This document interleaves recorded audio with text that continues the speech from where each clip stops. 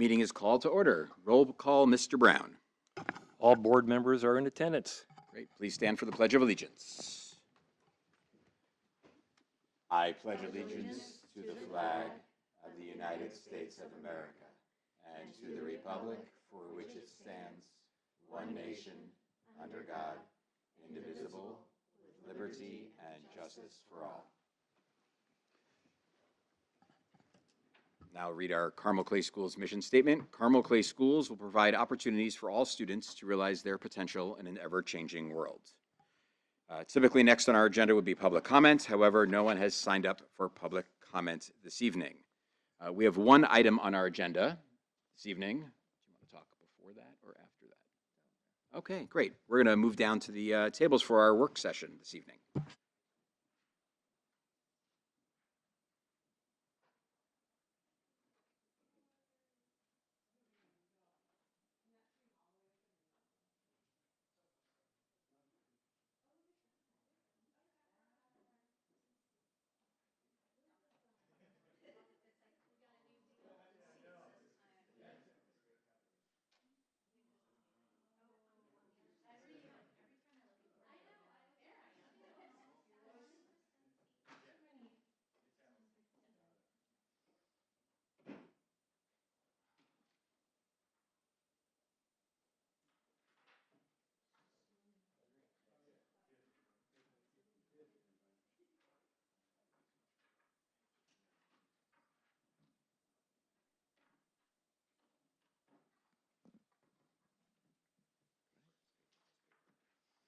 All right, well, good evening, President Shapiro, members of the board.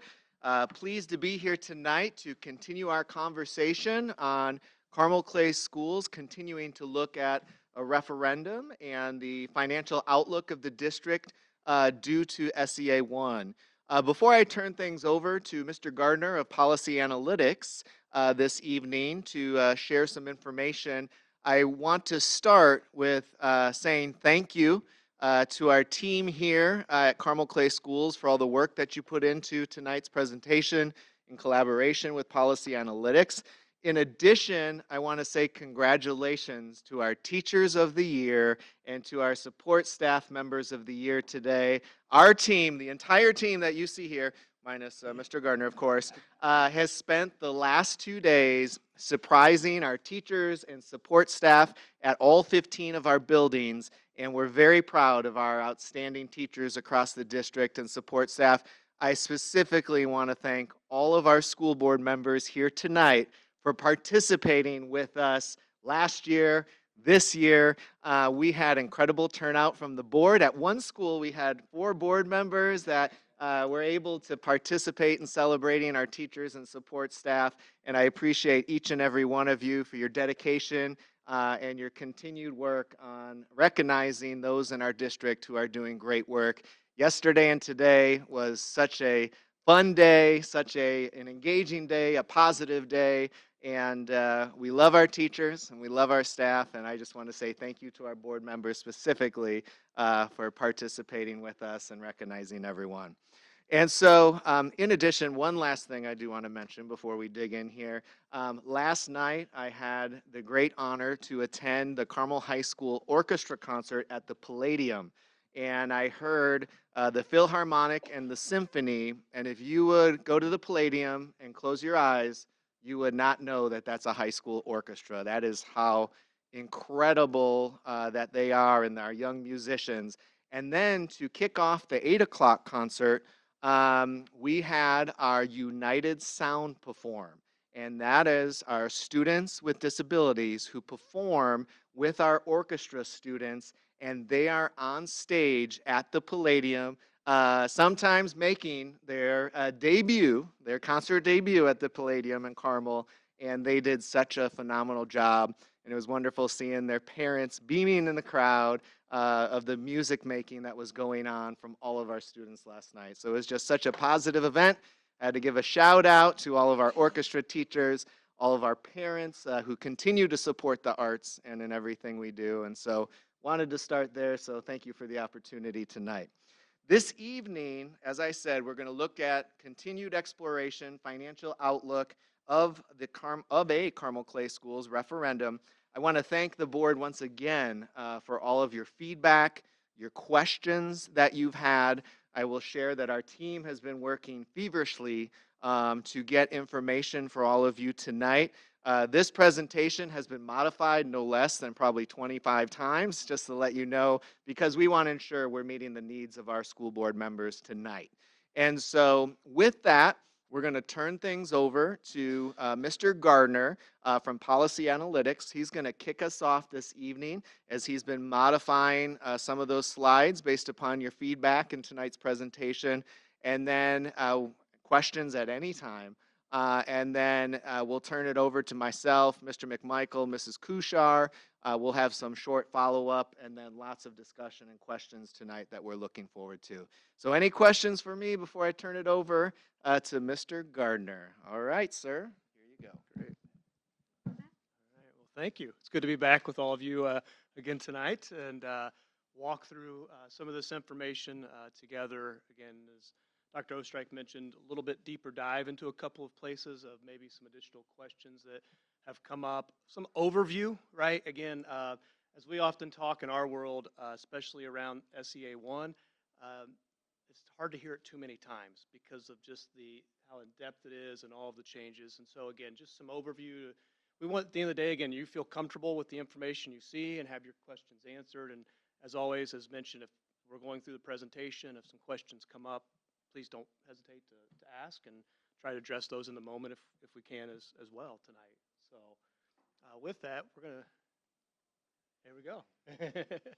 So again, just want to walk through a brief overview of SEA 1. We had, again, this last meeting, talked about some of the new changes with Senate Enrolled Act 1 and the impacts. And the first is the new homestead deductions. Again, so this is a change for our homeowner, a taxpayer. We have a gross assessed value of a tax bill that's supposed to be market-based, right? So it's going to be similar to what the home would sell for, and then you get deductions off of that to get to a net assessed value and what you actually are taxed against. And we've typically had a standard deduction of $48,000 and a 35% supplemental. SEA 1 phases out the standard deduction and moves to a 2/3 supplemental deduction at the end of the day, which is a much larger deduction, right? So it's actually going to drive down the net assessed value of a homeowner, of their property, right? So that's one of the big changes, and that's going to have impact on revenues and tax rates that we're going to talk in more detail about. The second is they introduced deductions for the 2% class. Those are apartments, long-term care, ag sectors. Those have not had deductions in the past. They ramp up to a 1/3 deduction. And again, anytime we increase deductions, we're going to push down on net assessed value. The third major component was the homestead residential credit. So this is a 10% credit up to $300 on the tax liability for a homeowner. So again, if I'm paying $3,000 in property taxes, I'm going to get $300 off of my tax bill and only pay $2,700. It's a great piece for, obviously, if a taxpayer. The issue is that's $300 of revenue that's no longer collected by the local units, right? So that's going to have impact in the end of the day in terms of the revenues that you collect ultimately in the operations fund. The last one that we just highlight a little bit, because it is a fairly significant amount, is the de minimis business personal property exemption. Business personal property is the equipment inside or associated with a business that has had a de minimis amount of up to $80,000 that I did not have to report for state taxable purposes. So if I have a $75,000 piece of equipment, I didn't have to report it. That moves in 2027 to a $2 million investment level. So now if I have a $1.5 million piece of equipment, I don't have to pay state taxes on that starting in 27. That pulls out, I think I wrote it down, $255 million of assessed value in 27 just out of the system. So again, now we're pulling down on assessed value, which is going to have impact on rates and revenues at the end of the day. So those are the major changes that at least impact Carmel Clay Schools. There's some other pieces that were in those, and we'll see those in the data as we walk through. So a lot of numbers on this chart, I know, but it's one of these charts I really love because it really talks to SEA 1 in a lot of detail. The top left, I'm going to just touch briefly because I have a couple of follow-up slides, but it's really our assessed value projections. The green line represents gross assessed value, and you can see that continuing to trend up. At Policy Analytics, we still have historic trending assessed value, meaning we think a home that's worth $300,000, maybe worth $320,000, $340,000, what we're always used to. They didn't change our assessment system. Okay? The teal line represents the referendum AV, and the blue line represents your certified assessed value, which is with your debt service fund and your operations fund. Okay? So that's why we have a two a little bit different there. The referendum AV has access to the increment AV inside of a TIF district, so that's why it's a little bit larger. We'll talk a little bit more as well on that. So again, you can see that downward slope because we're projecting about a 3.5% annual decline in your net assessed value for the next 5 years at least. The reason for that are really driven by the two charts below. Okay, the bottom left-hand side, we're looking at the homestead deductions in totality across Carmel Clay schools. So you can see from 2025, they go from $6.5 billion in deductions to almost $14 billion in deductions. So almost double the amount of homestead deductions. So again, as we're driving up deductions, we're going to push down on net assessed value. The chart on the right is the 2% class. You can see 2025 is blank. That's because that class didn't have deductions. And that ramps up to that 1/3, which ultimately comes to about $1.3 billion in deductions. So again, some major changes in the deduction structure. And that's what's pulling down on net assessed value at the end of the day. Okay? So I want to pull this chart out just to spend a little bit more time here in this. And this is, I think, one of the questions that was asked a little bit. So let's dig into this. So again, the green line represents gross assessed value. So again, our assessment system is market-based. Okay, so again, it's going to typically follow the value of like a home in that sense. This is going to include all properties inside of Carmel Clay schools, businesses, homes, equipment, all those components together. And again, we have that continuing to trend upwards because, again, historically assessed value, gross assessed value, has grown to by about 3 to 3.5% annually over the last 15 years. And we take that historic lens and saying we're going to expect that, yes, we may see spikes or dips, right, from time to time, and we'll kind of talk about those. We saw a dip in 2009 during the Great Recession where assessed value was basically flat and even came down slightly. And then we've had years like we've seen the last few when we had the run up in residential. And so that 3.5 kind of takes all of that into account, that we know we're going to have those ebbs and flows. But we continue to project that to move forward. And that's an important component, right, to make our projection as realistic as possible because that has impact then on the net assessed value. Again, the teal represents, the solid teal line represents your referendum assessed value, and the blue represents the debt service and operations. And you can really see, again, that declines from 2026 downward to 2031. We see it come back up starting in 2031, or excuse me, in 2032 and beyond. That's because all of the deductions are fully in place in 2031. We establish a new floor. And then we start to see really some growth from there as gross assessed value grows. So it's a little bit of a roller coaster that we're facing within that. The last kind of addition here is this dashed line that you see continuing to kind of slope upwards. That would represent the referendum net assessed value projections had they not passed SEA 1. So that's, again, that trending components that we pull from Carmel Clay schools here to your district specifically of that assessed value growth. And so we would have seen that AV continue to trend. Why is this a really important distinction? Well, again, typically in the past, when you've had your set referendum rates, as that assessed value grew, so did the revenue associated with those referendums. And it was an inflationary component in some regards, right? And so now, as assessed value is going to decline, it counteracts that situation that we had before in terms of that growing revenue, right? And we're going to dig in and show those revenue figures again here in just a moment. But just wanted to show, I know there's a question of what we would have seen, and so you can see that gap really as it grows over those years of where you would have seen the assessed value for the school district had SEA 1 not been passed to what it would, we at least project it to look like as we sit today. I'll pause again. I know there's a lot here in this piece, so I'm happy with any questions along the way. So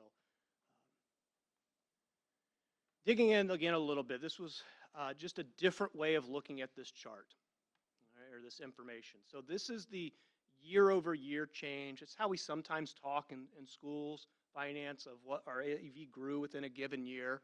The solid, or the navy, I call it blue on the left, represents your historic growth over the last 10 years. And then again, you see the projections for 2027 and beyond as we move forward. You know, as we look back, and this is specific to your referendum net assessed value, and while it's pretty similar to the trends we'll see with your certified, there is a slight difference because we're bringing in other commercial properties that are in a TIF are pulled into side of these projections and the actual changes. So when we look from 2016 to 2026, the district has seen about a 6.2% annual increase in net assessed value associated with the referendum. Right? That is a combination of home values going up, new homes coming on board, because as we have new homes come in, that grows our assessed value base. So some of the growth that the district saw in terms of new homes being built and coming on the tax rolls, any commercial development that has come on over the last 10 years are factored into those components as well. So again, it's a holistic piece that at times we look at this and maybe put our lens to homeowners because it is our largest class of assessed value, but there's more to this piece than just the homeowner component, especially in a district that has seen growth in terms both commercially and residentially over the last 10 years, right? Please.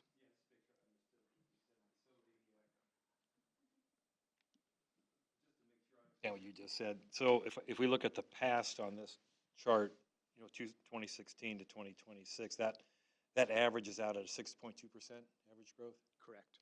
And then I think last time we met on talked about this chart going forward from 2027 to 34, that was a 4.1% growth in gross assessed value was the assumption. Say those years again. I'll say that again. I'm sorry. The future years, 2027 forward, that was assuming a 4.1% growth in gross assessed value. Yes, right in that range, in that piece, yes. So that would indicate that we had a steeper growth curve coming up to 2026, but we're projecting the gross assessed value that's going to be at So one, we're talking gross and net. This chart's representing Right. net. Yes, you probably have seen greater growth in your net assessed value than we would have projected moving forward, right, in terms of that. The reason for that is, again, if you look at the years 23, 24, and 25, we really saw, you saw AV growth that was historically an anomaly, really, at the end of the day. And that was, again, driven by kind of the housing crunch and home prices rising. So for us to grab those years and extend that kind of growth moving forward, we feel like would be a little bit aggressive in terms of our overall projections. So that's where we, again, at Policy Analytics tend to take a longer range, that 15-year look, because again, in that component is we're trying to project out for you. One, we're not over projecting, and if there is some sort of pullback in the market and we do see assessed value maybe flatline, not projecting that now, but if that does happen, we didn't necessarily project the Great Recession either, right? It's why it's in those pieces. And so it's really to navigate those components. And to be honest, Policy Analytics, we do create a little bit of conservativeness in that trending gross assessed value growth. Reason for that is we would hesitate to come in and say that we're going to project you to continue to grow by 6 or 7% annually, and you build your budgets around those, and the growth comes in closer to 4 to 5%, and you've overextended yourself. So we want to be cautious in that we feel like they're realistic projections based on historic data and realistic at the end of the day, but we're not overextending maybe that shorter end curve. Okay, thank you. Does that answer? Okay. Yeah, this is a question, honestly, we get in a lot of places, especially because when you look at the last few years, that's a hard piece, right, in terms of that. And the other reason I would say we have started to, I think, feel the need to, again, lean back on that historic is we have seen, and I may have mentioned this last time, one of the data sets we look at is the change in median sales price year over year, because our assessment system is market-based. And during the years that you're seeing, and really assessed value has a 2-year lag, and from when the home sells to when the assessed value comes on. In the years leading up to those large growths, we were seeing 10, 12, 15% increases annually in the median sales price. And you all saw it in the housing market. We're seeing across counties in a lot of places where that's now in the 2 and 3% or flat, which starts to tell us that it doesn't mean homes aren't going to continue to sell quickly, but the home price is continuing to grow, probably is beginning to plateau. And if those start to plateau, so will the residential AV that's driven a lot of the growth the last few years. So that's the other data point that we keep an eye on as part of our long-range projections as well. Any other questions?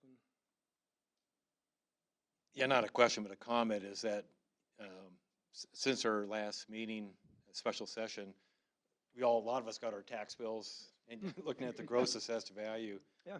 Ours went up like 14.4%. And so that's a lot more than the 4.1. So I'm just cautioning. I know we're talking about projections, but it is concerning that we've had 4, maybe 5 years now actually 6 years personally, of continued gross assessed values in the 10 to 14%.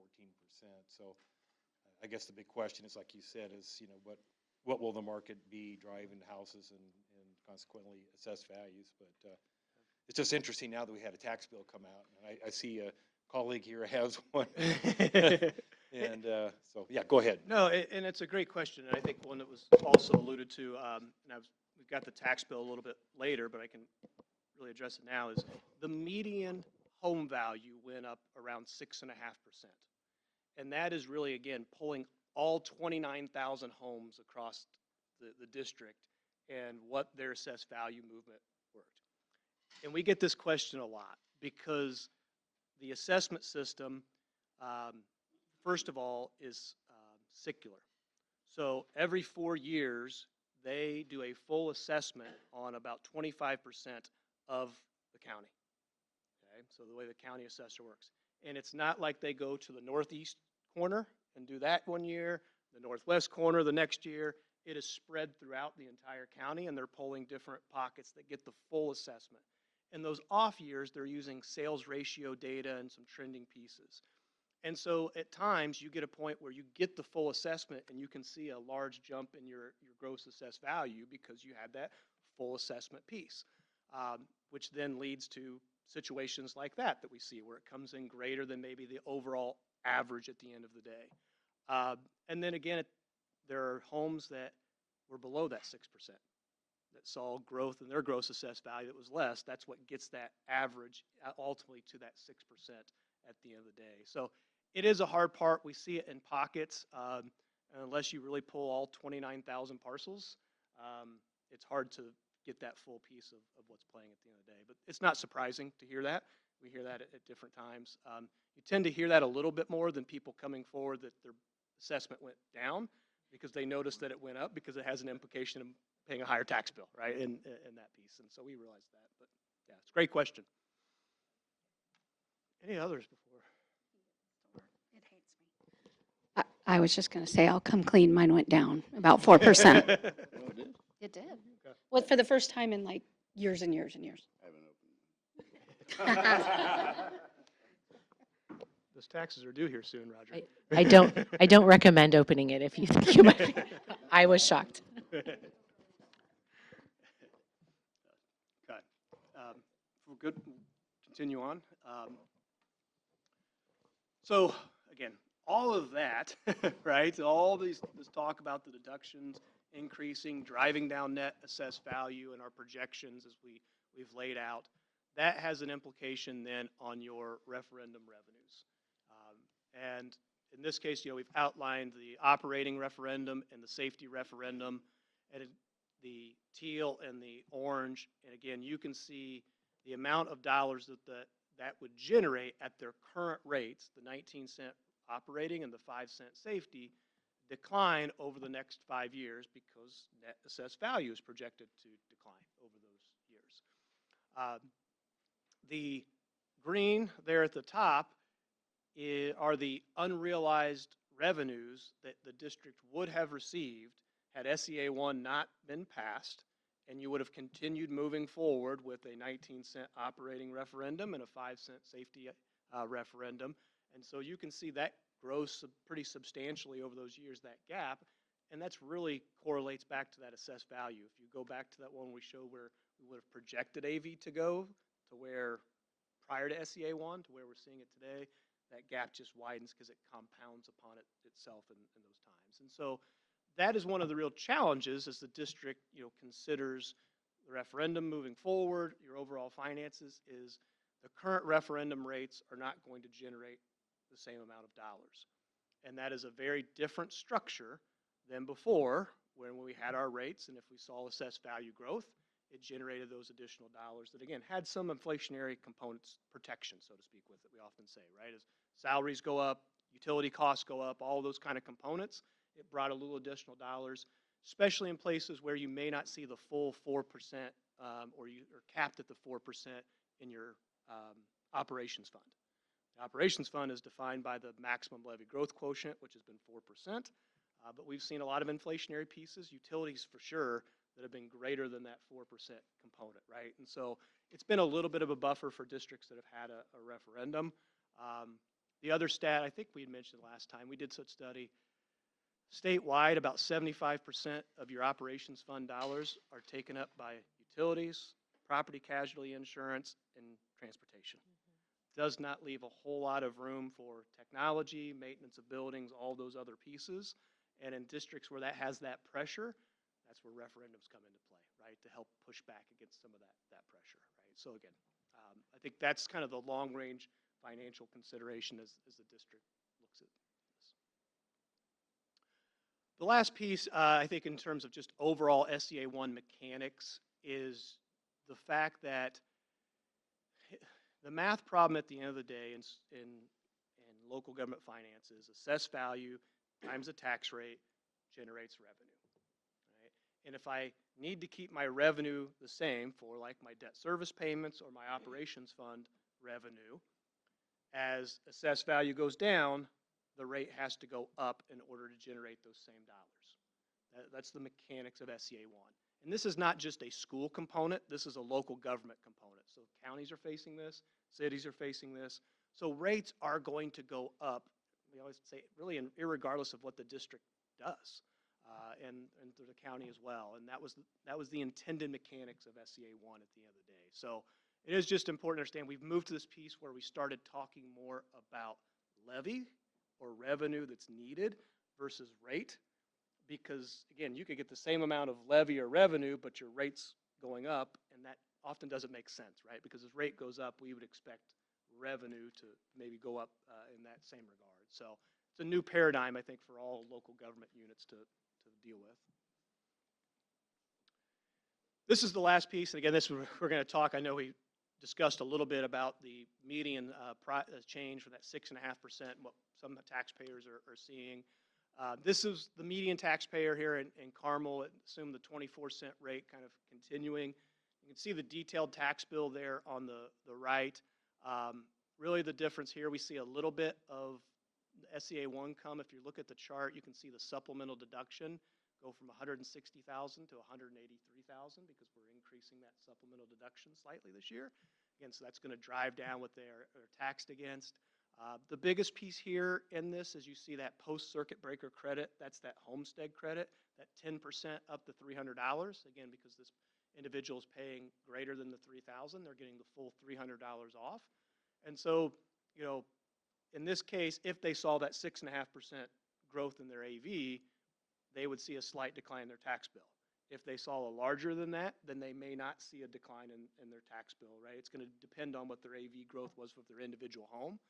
But regardless of that, they are paying $300 less than what they would have paid had they not passed SEA 1. That is a credit that's after the fact, after, at the end of the day, their tax liability. So it is a true impact of SEA 1 that a homeowner is seeing a $300 credit here in Carmel.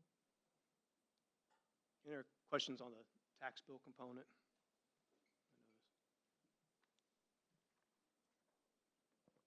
Yeah, just a question on the supplemental deduction. Was that impacted by SEA one as well? Yes, That's what I thought. yeah. So And that will, it's both those two components, not just. it is. And, Right. and if I had a chart that would show you in future years, what you see happen is that standard deduction of 48,000, I think it goes to 40,000 in 27 and 34,000. It continues to drop, but as it is, that percentage is increasing.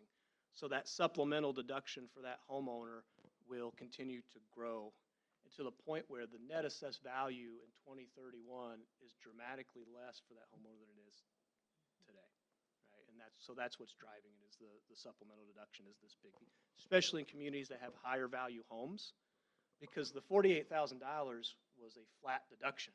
So as my home value grew, that deduction kind of became worth less and less each year. Where if I now base it on a percentage, as the home value grows, so does that deduction. And that was the intent of the legislation. That was Chairman Thompson. He wanted to adjust that as a part of it, and we see that play out with the mechanics. Okay. So again, as we look at some of the referendum considerations, we talked a little bit about last time. We'll go through some of these, here again. This was the work of the district team and policy analytics as we work to pull some of these pieces together. So at least for simplicity, because at the end of the day, the math doesn't change. We've just combined the operating and safety referendums because the math on it is still the same if we separated them or we combine them together in terms of the projections. Really looking at a few different levy scenarios with the intent, and I know the team will get into this later, trying to, again, offset the impact of SEA 1, specific to, if you go back to that referendum chart, and we saw that teal of revenue that would have been collected in future years, and the district not collecting that. And again, I think also some components in terms of the education fund. And so I'll let them kind of speak to those in more detail, but that's what, holistically Drew was, I think, addressing. I think it was about $119 million in total loss over the next 8 years, and trying to make up for some of that by an increased levy scenario here. And so that's what we've really played out here within this, is just a few scenarios for the district to consider. At the end of the day, when it comes to this, again, I think the piece to highlight, probably overdoing this, but if you look at the current rate of that 24 cents, you see that revenue decline over the next 5 years in that piece within those. Then that really correlates to the rate that is needed. And this, again, is one of those shifts, because as net assessed value goes down, we have to increase the rate in order to generate those revenues. And you're seeing this really across the state, that districts who are considering referendums are going for much higher rates that have been considered in the past. Again, I think I alluded to, at a district that last fall went from 22 cents to 39 cents. We had a district that went from 16 cents to 27 cents. We are seeing many districts that are considering in the 30 and 40 cent range, but some pretty large jumps. And again, it's the mechanics of it's really based off of 2031.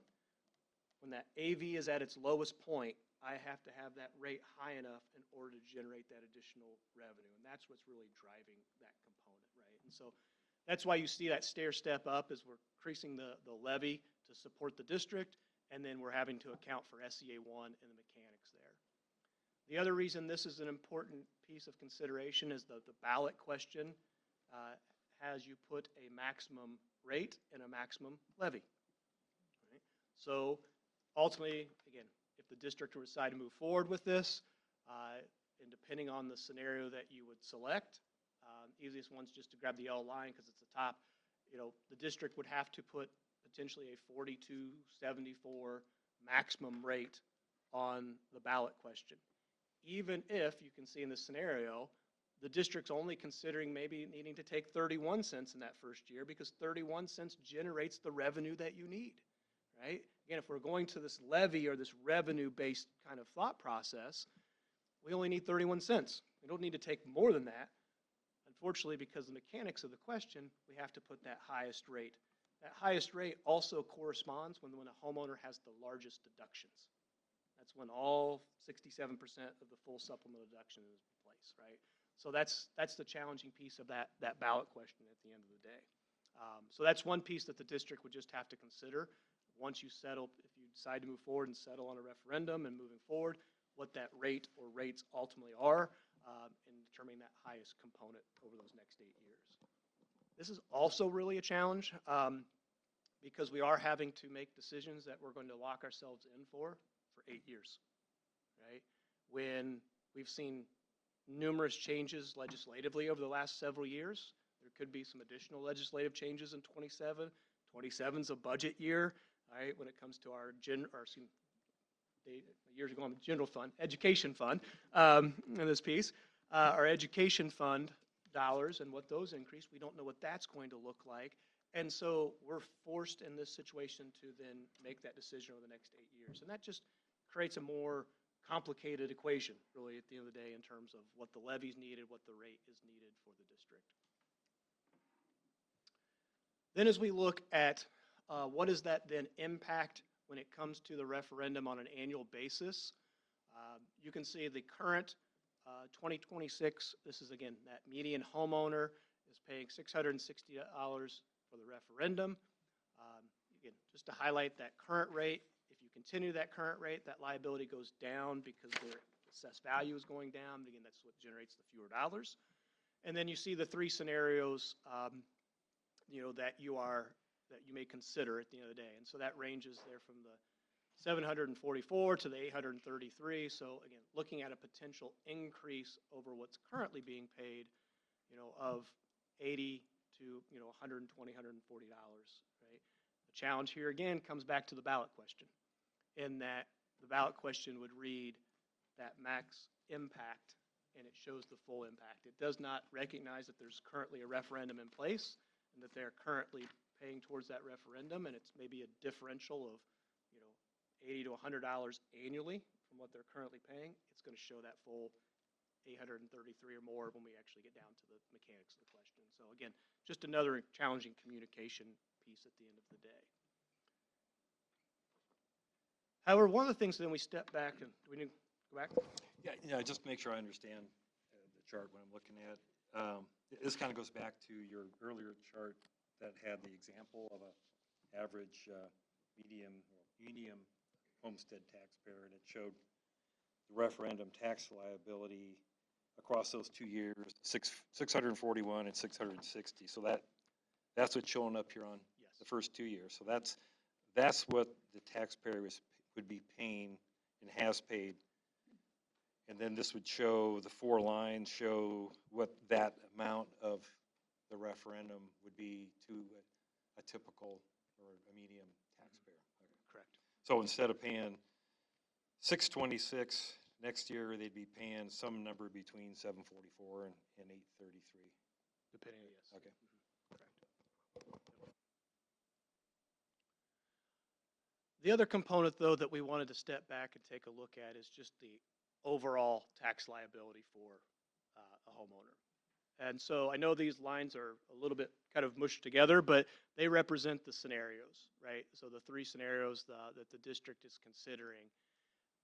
Excuse me. The dashed line, orange line there across the top, represents what the median homeowner would have seen in total tax liability moving forward at the current 24 cents in total referendum rates had SEA 1 not been passed, right? So this is taking a step back and saying if SEA 1 had not happened and the district continued forward with your current referendum rates, this is what that median homeowner would pay.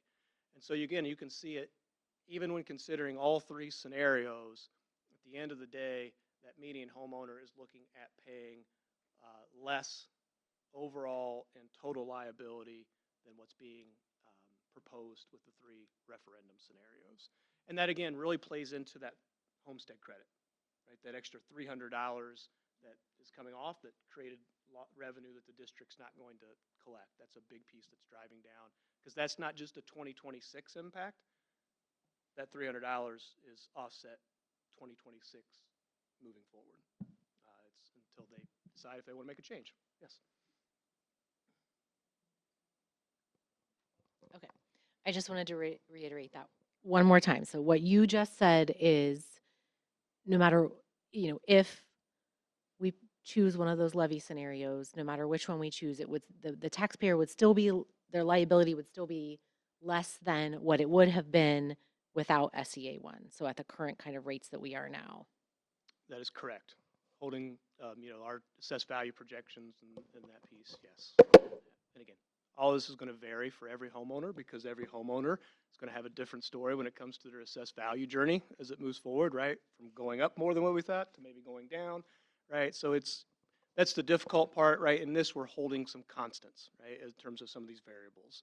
So we are at least assuming, again, roughly that 4% growth each year. So we're still planning within that.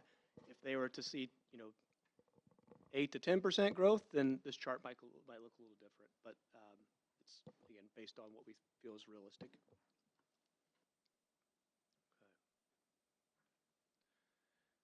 Last few slides here. I know there's some questions around TIF districts, and just kind of wanted to address a little bit of that tonight with the board.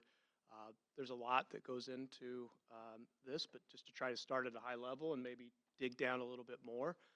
So just really wanted to level set just a little bit how TIFs work, right? So first of all, from an assessed value component, a TIF district, when it is established, if we took a vacant land, right, and we established it as a TIF, that land already has an assessed value associated with it. That's what we call the base assessed value. And that's what the district would be receiving an assessed value that you would tax against. As it is TIF'd, any growth inside of that land is captured in what we call the increment assessed value. So we come in and we put a building on that land, and now it's gone from $1 million of assessed value to $10 million of assessed value. That $9 million in growth is collected by the Redevelopment Commission and the TIF to pay off the bonds that they may have used to develop the infrastructure on that site to promote the commercial build. Right? The district still gets the $1 million of base throughout the entire time. You just don't get the growth until that TIF expires. When that TIF expires, any increment growth, you can see as this chart kind of moves up to the right and becomes blue again, then gets folded into the base AV, which is associated with your debt service fund and your operations fund. Right? And so we often get the question, well, what if they re-TIF the area? Right? Well, if they establish a new TIF, which can be done on that same maybe parcel of property, you're still on that far right of the chart where you get that growth. It resets the base is what we call it, right? So again, that's the idea is we've developed an area, we've used some of that to grow the overall value, commercial value or assessed value, and then eventually it returns back into the overall system for the good of the community. Right? TIFs then also have a rough timeline within these, and these have evolved over the last few years because there were some extensions on TIF that made them longer than maybe might be best practice, right?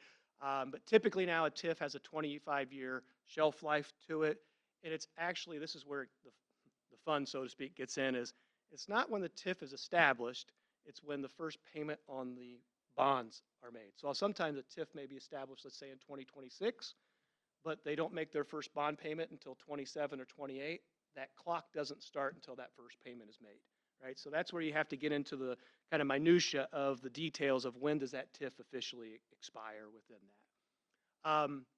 We did do just a quick glance in this piece. The district does have several TIFs that are set to expire and would roll onto your base, so kind of reset that base beginning around 2033, 2034 with what we've seen. Now, we need to really get into that, we need to do a little more work with the city because DLGF has some base knowledge, but there's just, again, depending on when the bond was issued, our first payment was made, certain sections of TIFs can sometimes roll off before others, and so you have to really kind of pull all of those pieces out. And there's a piece that some of the recent legislation, House and Road Act 1210, we're thinking may potentially have impacted some of the expiration dates, and that's some of the stuff we're working with. So all that to say, we're probably looking 2033, 2034 before any TIFs would expire and really come onto the base, right? So what does that really mean, at least in the context of the things we're discussing here tonight? Well, first, this pie chart just attempts to show assessed value So the left, we're talking gross assessed value. Again, that's before any deductions. The middle shows the net assessed value after deductions, but includes the increment AV. Okay, so that is including the TIFs. So that is your referendum assessed value as it currently stands. Okay. The TIF district, or excuse me, the chart on the far right is your debt service and operations fund, which does not include the TIF assessed value because, again, that's pulled in, captured inside of that increment. You can see the commercial and apartments get smaller in those pie charts. Why? Because what do we typically find in TIF districts? Commercial development, apartment type developments, right? And so thus if we're pulling those out, that piece of the pie is going to get a little bit smaller, right? So then what happens then when in 2033 or 2034 a TIF district expires and it moves from that middle pie graph over to the right-hand side and becomes a part of your operations fund and your debt service piece. And this is just an illustrative chart that we've used in the past just to also sometimes understand the relationship between tax rates and assessed values. So really what it says is if assessed value goes up, one of two things can happen. The rate can go down and you can generate the same amount of revenue, which is kind of that second line in the chart. And then the third line says the assessed value could go up, I could keep my rate the same, and I could generate additional dollars. Those are really the two mechanics, right? So as, let's say, one of those TIF expires and it comes on and increases your assessed value associated with your operations fund.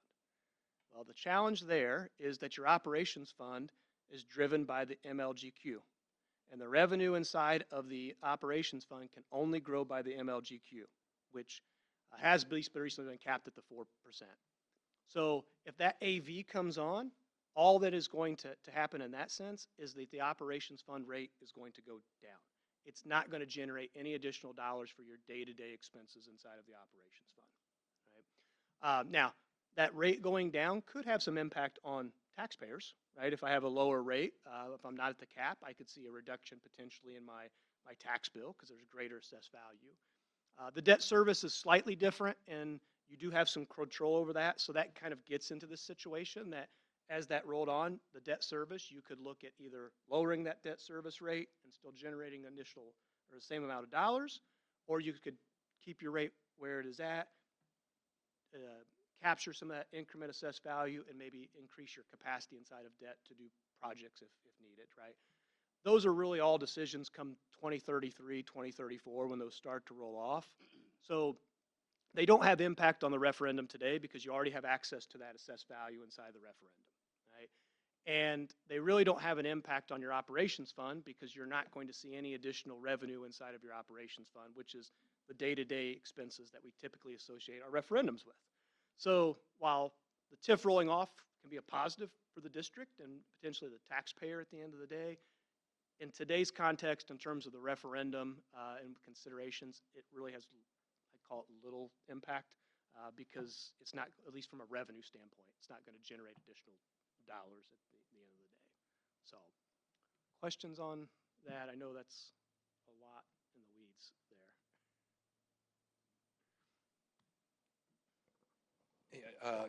Question on the debt service fund is, I understand the operations fund is basically it's levy based. I mean, the tax rate doesn't really mean anything to us. And so, as you pointed out, if we have a lot of districts expiring and the base goes up and it doesn't really affect us, operations. But you said something on the debt that I don't quite understand, that we have some control over the rate. We could potentially increase the debt service fund. Could you explain that a little more? So ultimately, school districts across the state have the ability to set their debt service rates. Okay, so typically it's based on the bond payments that are needed to be made, which are based off projects that the district has chosen to do. So a district has the ability, if let's say you're going to do an additional project and need additional dollars to pay for those projects, to increase your debt service rate. Conversely, if you have projects that are falling off and you don't have those bond payments, you can lower your debt service rate. You have control of where you set that versus where the operations fund, it's set for you because it's a relation of the assessed value.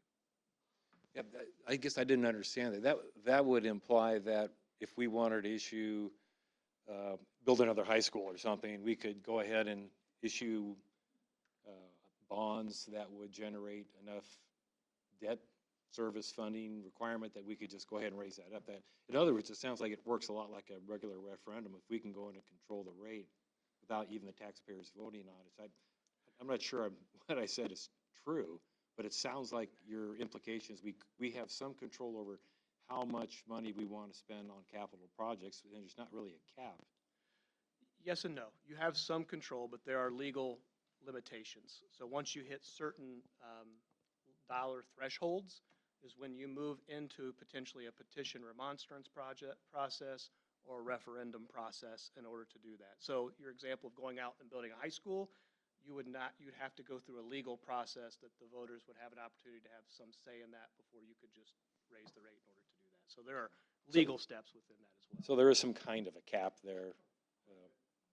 If I could comment, simply because Please. I know exactly what he's saying, and we know how we operate versus how others might. So your end assumption is essentially correct. We're so below the states, they talk about a 70-cent rate, and ours is 30-some or something. So now this whole discussion is going to raise rates, but I don't believe that'll be a problem for us in terms of referendums or remonstrance and all that. I would recommend to the board, and I'll say this a couple times because down the road I won't be here, but I would be perfectly fine with a self-controlled, 4% growth, and I'm using 4% as that's my reflection of inflation. So whether it's 3.5 or 4.5 or whatever it is, but a 4% growth. Some of us have recommended to the state that they put the same MLGQ concept on the debt service because taxpayers, we've talked about rate, and and you correctly said, well, the rate's the same, doesn't mean the money's the same. I'm pleased to hear that we're going to quit talking about rates and talk about money because when you write your check, that's money. And when we get it, and it's called levy in this case, but when we get the levy, it's the money. So because we do work consistently and with facilities and so forth, we can very well manage basically an inflationary increase. Sometimes that doesn't work. If construction cost goes up double what the inflation is, you can see how that's a problem. But long term, as Barry has said in several cases, I would be comfortable with a 4% increase as kind of a self-determined cap, because otherwise, yes, we could choose to go well beyond that. We still wouldn't be in an issue with the state because we have such a high assessed value that our rates, and even as it increases, it'll still be lower than most places. And so I would choose to look at debt service the same as we look at our operating fund. There we don't have a choice, but we could apply that same standard to be self-disciplined enough to do that. We've already are the only district in Hamilton County that has referendums that does not have a construction referendum. So everything we're doing for facilities, we've said we're not going to ask you to raise your taxes. We're going to live under that cap, the 1%. And so I wouldn't see any reason to change that.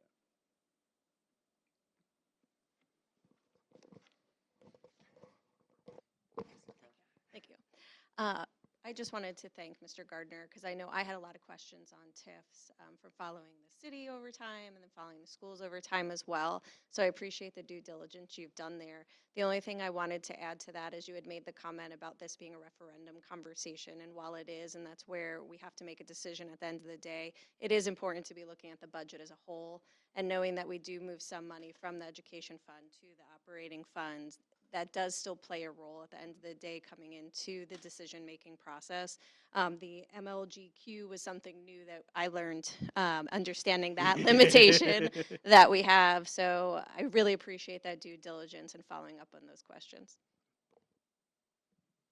And I just want to add, Mr. Brown's example was just an example. We are in no way, shape, or form looking at building another high school. For the record, if there's anyone out there watching right now, I just want to be clear on that. It was just an example. Yeah, that, thanks for pointing that out.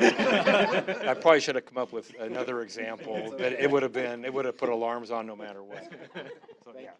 It's, yeah, exactly. That's everything I had tonight to present. I'm more than happy to answer any other questions that maybe I didn't address or any follow-up. And as they may be thinking, because I can see some wheels turning, I also wanted to thank you, Mr. Gardner, for being responsive to the feedback from the board and the questions. We tried to take all of the feedback and questions and put it into a digestible, understandable presentation for you all tonight. We still have a little bit more to go, and Mr. Gardner is going to stay throughout the entire presentation if any other questions come up. But just want to, just as Mrs. Cashin shared, thank you for all of this work and for sharing this with our community. So, Go ahead. Mrs. Coquet.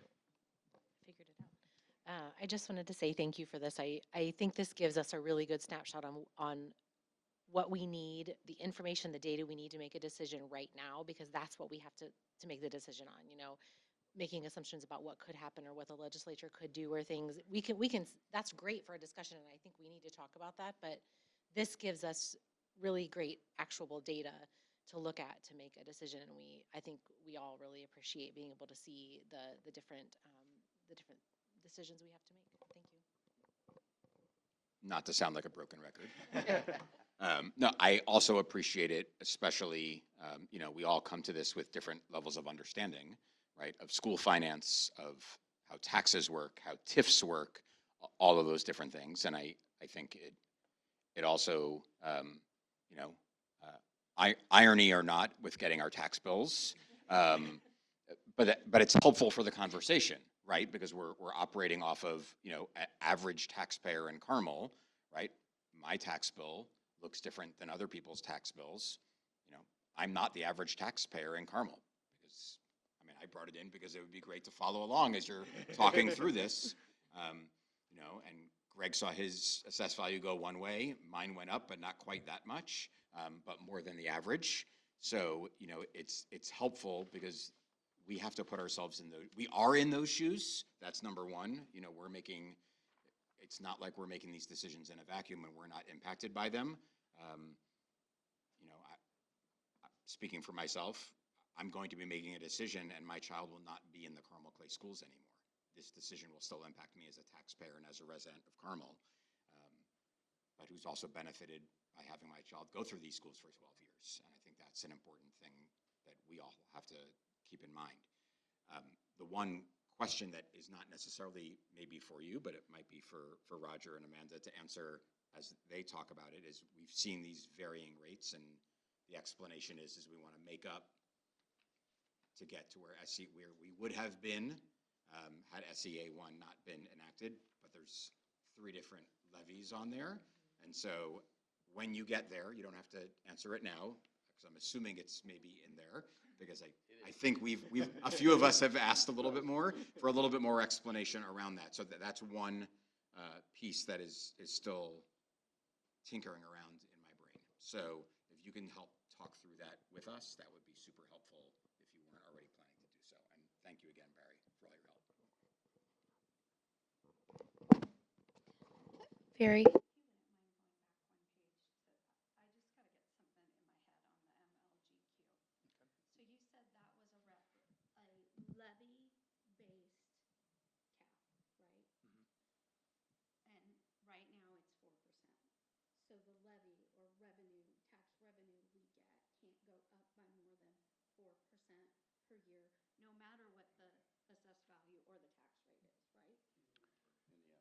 In the operations fund. So on your example of, on your first line where it's 2,800 million, I was positive how to say that right, Right. or 2.8 billion times a tax rate of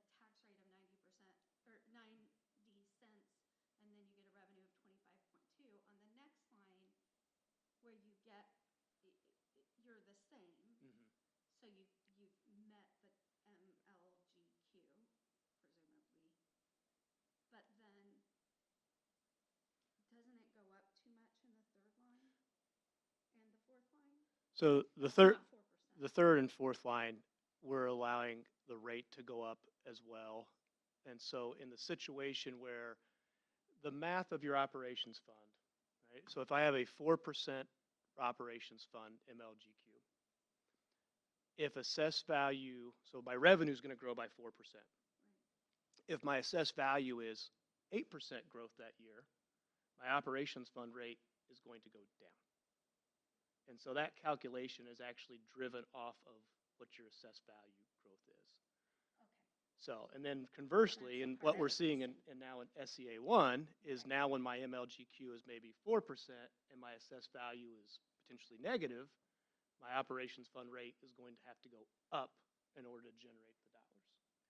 Thank you, sir. Appreciate the extra explanation. You probably said that, but I was doing math in my head and I can only either do math or listen. I cannot do both things. To my comment earlier, I think it's, you can't hear this enough as you're Right, going through these I pieces. agree. So happy to answer Thank two follow-ups.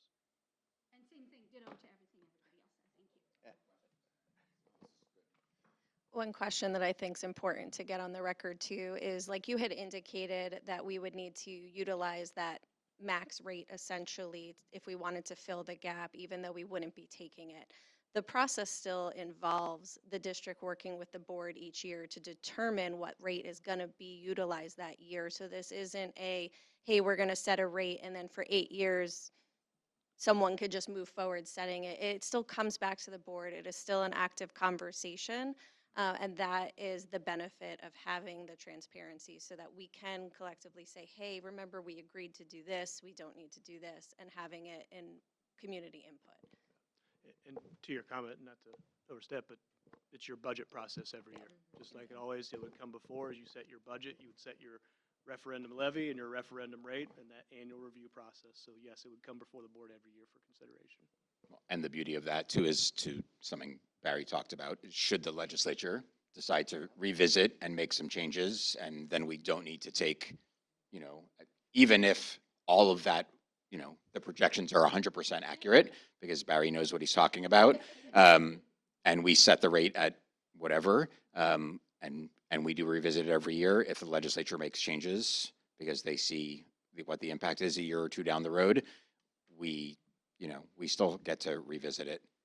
And that's the beauty of this. And that's happened, correct me if I'm wrong, but that is what happened with the safety referendum when it first passed. So thank you for making sure that that was said out loud. All right, well, we're going to move up. Mr. Brown.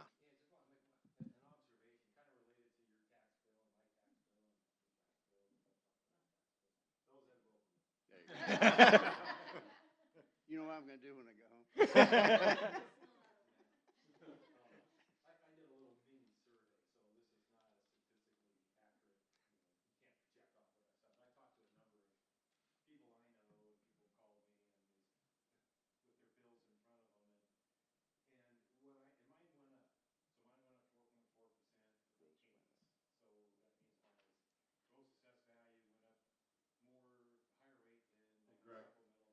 Just make sure your mic's on. I think sometimes it's easy to turn those off. It's on, just gotta hold it closer. Hold it closer to your mouth. Thank you. All right. I'm sorry. So what I was saying was that I've talked to taxpayers in Carmel that have their bills and they're noticing their numbers have gone up, numbers have gone down as far as their payments. In my case, it went up 4.4%. So you can figure out that my gross assessed value went up at a higher rate. It went up about 14%, which has been consistent for the last 6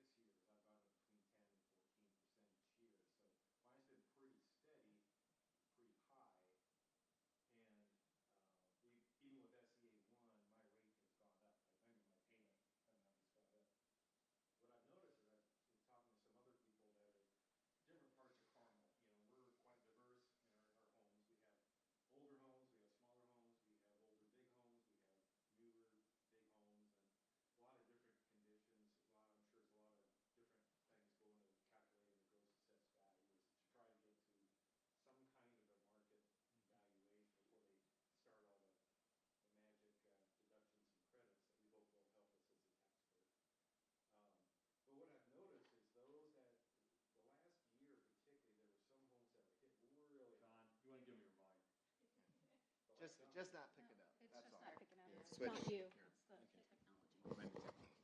All right, I'll start over. I'll start over. Just pick up where you Put that one. Yeah, it was, that one, the button wasn't even working sometimes, so we may want to put that in a different bin than with all the rest. I'll try to summarize what I just said in 5 minutes. So, some tax bills have gone up and some have gone down. And what I've noticed is the few that I've spoken to where it's gone down, their gross assessed value went up dramatically last year, particularly like 20 to 25%, those kind of numbers.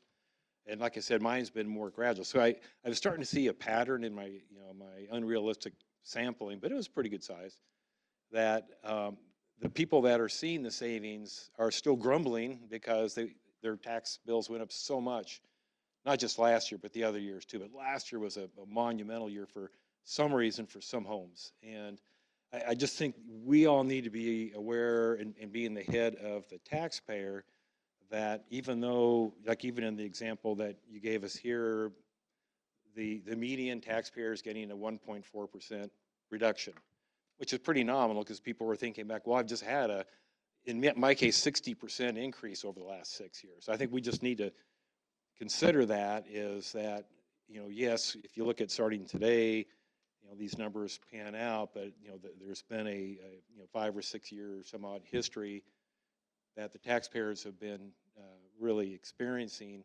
really greatly increasing rates. And a lot of the homeowners in Carmel are retired. I've heard numbers like 60%, and that's unvalidated, but someone told me that. It's probably wrong, but it's a big number. So those people are sitting in homes that are increasing in value, and their tax rates are going up. A lot of them are maybe on fixed income. So we have that mindset we have to deal with, is that it might logically make a lot of sense, and when you aggregate it at a total level, it makes a lot of sense. So, but at the end of the day, if we're going to be putting something, we will be putting something on the ballot. They need to really, it needs to be done with a lot of homework. We need to look like we've done what we can do to make sure we've cut costs where we can cut costs intelligently. We're not laying off a bunch of teachers, but we just need to be really careful on understanding how the taxpayers are going to be looking at this. I think that's probably a good segue for the next presentation from having looked at it. Absolutely. All right. Well, Mr. Gardner did such a great job of explaining his. You're going to see a little bit of overlap as we continue on throughout the presentation. And so last time, and we're going to have Mrs. Kushar and Mr. McMichael speak a little bit, we shared that SEA 1 is going to result in a $94 million loss over the next 8 years. However, it is actually a $119 million loss. And so, Mrs. Kushar and Mr. McMichael, do you want to address that now as we go forward? Yes, or, well, if you'll go to the next slide, then you can go back. Okay, thank you. Because that way they can reference it. So you've seen this before, but the light green is the assumed loss, which has been stated 2 or 3 times, 119 million. That had previously been commented at, I believe, 94 million, because we mistakenly assumed that the $300 tax credit was in that green bar, so we took it out. If you add this up, it'll be 119 million. Not so. Just to make that clear, that the 119 is the loss, and when it gets to be my turn, I will comment on the 3. I think you asked about, kind of the good, better, and best in terms of the scenarios, and but I'll wait for that. All right. So to clarify, it is a $119 million loss. And really what SEA 1 has done is it's created that structural loss for the district and for cities and government entities and such. And so in looking at that, that's on average, that's about $15 million a year if you look at that over the next 8 years. So it can't be remedied with situational reductions, a little bit here, a little bit there. First of all, we're very proud of what we've accomplished in Carmel Clay Schools when it comes to student outcomes, when it comes to our educational programs, and truly when it comes to our mission of providing opportunities for our students to realize their potential in an ever-changing world. And so we've had high achievement here in Carmel with historically low taxes, as Mr. Gardner really went through last time and then touched upon this time. And we are, and you hear, especially during budget time, you hear this from Mr. McMichael, that we're among a small group of districts with the highest bond rating in the state.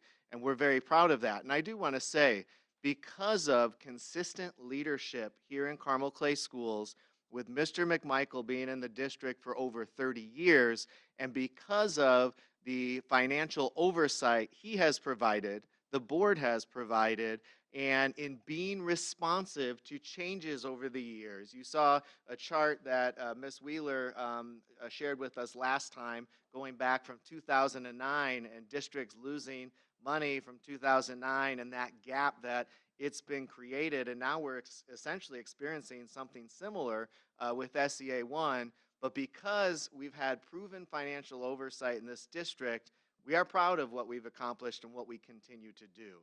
And so our financial teams, our long-term planning has set us up successfully over the years, and we've had those results that we see from year to year to year, especially driven staffing efficiencies as well. We're not a district because of the consistency of leadership with a Dr. Dudley. This is my 7th year in the district, Roger McMichael.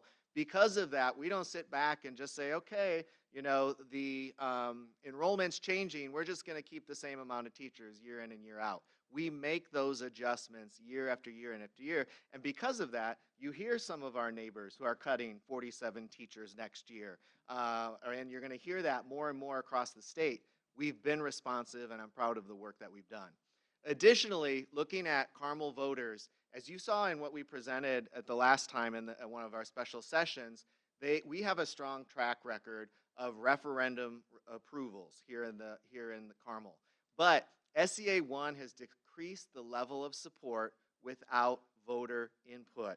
And so Mr. Gardner said it very well, taking a look at, we want to give our, you didn't say this part, but we want to give our community an opportunity for what they approved in 2023. They approved a certain levy, and this is the part where he said very well. Even that levy that was approved in 2023, even with the different options we're looking at now that Mr. McMichael and Mrs. Kushar are going to get into, they would pay less if we did not have SEA 1 at all, and so we're going to look at that. I already talked about that $15 million average gap that starts in 2027. We're going to take a look at not a lot of examples, but some of what $1 million would generate to look at. And we believe that our voters deserve a chance to decide if they want the same level of educational services, programs, opportunities that our students experienced yesterday to experience those tomorrow and going forward. Mr. McMichael? Okay. Well, as I said previously, the loss from the referendum, we're projecting $119 and Million. or $119 million, and I think it's subconscious. Trying to be optimistic, but what we haven't talked about. So SEA 1 has been the entire conversation, but remember, there's also the inadequate state formula, which is why we have a referendum in the first place. Currently, and I'm going to specifically talk about the operating referendum, not the safety referendum. So the taxpayers, starting in 2010, agreed to give us additional money to supplement that inadequate funding. Well, but there's continued to be more and more money taken out of the educational pot, if you will, because that's primarily sales and income tax, and they've not been changed since 2010. But almost $1 billion has been taken out of that pot for such things as vouchers. That's the biggest one. But also, and charter schools, but also more recently, in a year or two ago, textbooks. And so for textbooks for us, that's $2.5 million. I think $160 million at statewide. So thus, the inadequate funding has gotten worse. So as we talk about a referendum, keeping in mind that the taxpayers repeatedly have approved raising their taxes to give us the operating referendum to supplement that, we need a little more. Not a lot more. It depends. I don't want to say a lot or a little because that's relative. But as we look at this, and I'll get to I believe one of these slides will be that the three examples, three scenarios. So, and you remember that last year, the board approved a salary increase, a modest salary increase, minimal salary increase, my opinion, and we still ended up with a $2 million deficit, which now 2 million on 150. So I mean, it's still $2 million, but it's not, it's smaller than anybody else that I know around. But our budget was also built with no salary increases, no insurance increase, and frankly, we don't really have a choice in that. If the cost goes up, we're self-funded. By law, we have to be fully funded. And so both of which I believe are unrealistic and at least unreasonable in terms of salaries. Oftentimes, and we're going to see this, this whole legislation in many instances will be put on the backs of employees. By that I mean their salaries will be frozen. Their salaries can be reduced. There's, the state law would allow that. And so I've said pretty, loudly that I at least don't recommend that. And so in order to, and that's a little bit more because the estimated loss to Carmel schools for that $1 billion is about $13 million. So we're not asking to make up $13 million because we do constantly do the best we can to reduce expenses that are not in the classroom. And I think I'm going to comment on that just a little bit because we've talked about belt tightening and so forth. But we will, and I'll show you in a minute on the next slide, those three scenarios. Well, So and the bottom line, as Roger has said, the math has changed. Yes. SEA 1 has done this to our district, right? If we didn't have SEA 1, that total tax liability is still going up, and it's still going to be less as we're looking at those options, as he said. But this has happened because of SEA 1. Yes. So I'll finish these first. I want to go back to the belt tightening and just at the end. Oh, I thought you were running. You're good. Okay. You're good. Okay. We're a team. Yes. No, go to the next one. Okay. So with a $15 million annual reduction, we've given examples just to kind of understand the scope of that and said, and you'll notice this is all personnel, by the way, and that's because 96% of our budgets, as you know, are salary and benefits. If we had major cuts, anytime I've ever been involved with that in my career, there will be reductions in non-personnel, but that's not where the money's at. You can freeze all the travel budgets, which you probably would, I would, and because it all adds up, but it's an insignificant number. So I've used personnel just as the example, not because I think we're going to get to this point, but I'm trying to explain the scope of the problem really that we have. And so you see 11 teachers and 25 bus drivers. Each of these would give you $1 million. So if we need 15 million, it's like you can pick and choose, and you'll see an example in a minute as we go down to 40 instructional assistants and so forth. So now let's go to the next slide. So here, this is an example. We just said, well, if it were 10% of each, 10, 11% of each department. Now again, I am sure that the goal would be to minimize direct in the classroom or teachers and others out in the schools, but just as an example. And so then you see that if it were 10%, those are the numbers. And we showed the total employees. Now a question was raised, but could we give specifics? I do not recommend giving specifics because whatever I say, I can say it's an example, but as soon as I say cut social workers, the social workers are going to get all upset, and people will say that's what they would cut. And it won't matter how many times you say, no, that was just an example. I don't think it's wise to put out examples and then you will find yourself in a defensive position, whatever examples you give, which is why I've given the 10% and so forth. the same time, I appreciate trying to understand the scope of it. So I would use one example, bus drivers. I think it was 16 bus drivers. To give you, to help understand the impact of that, we currently have 1,500 students that do not have bus service. And we all know about no bus zones, right? So 16 fewer drivers translates to 2,000 more students. So if you've heard about people that don't have bus service from the 1,500 students, add a couple thousand more to that, that's the impact. That's 1 million. We need another 14. So you see that's kind of how that goes. And so again, this is an example, this isn't, to come to a decision to cut millions of dollars, I can tell you that you will need a long time. However, you'll be pressured because you don't have a long time because the money's still being spent. And so if the money's not there, you can't take too long. But in past examples, I've seen it work. It could take months, and it should. I mean, if you're talking about, you know, that kind of money with personnel that's educating the community's children, clearly that's a very, very serious consideration and a very difficult one. So I think, is that my last slide?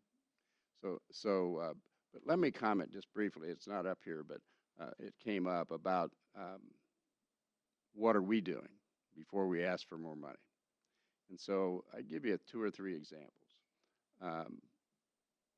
We have, as you know, we have a nationally recognized wellness center. Our third-party data analytics company says we're saving $8 million. So in other words, we've not looked to like cut this or cut that. We've done our best to operate as efficiently. By that I mean as much money into the classroom. That's the reason we're here. And so there's $8 million. We've talked about utilities. We spend $6.2 million on utilities.